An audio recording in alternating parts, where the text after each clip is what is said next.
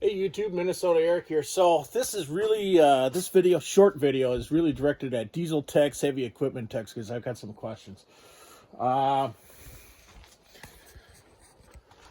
got two taps that go into oil pressure gauges, and I have no idea where they go.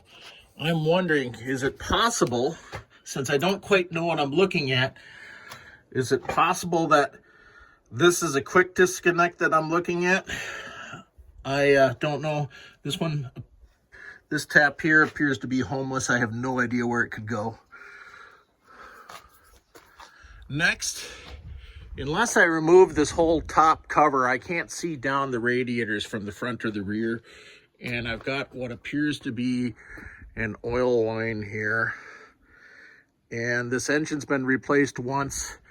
Could anybody give me a little light on this? Do you think this is an old engine oil cooler that's been abandoned? I don't know. And then I've got another line that's capped coming off of the governor. You can see the cap here. And I think it's a cap.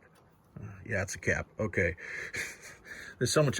I have taken 10 gallons of dirt out from underneath this engine. In fact, if you can see where the dirt line was, I don't know, focus, you see where that's where the dirt line was.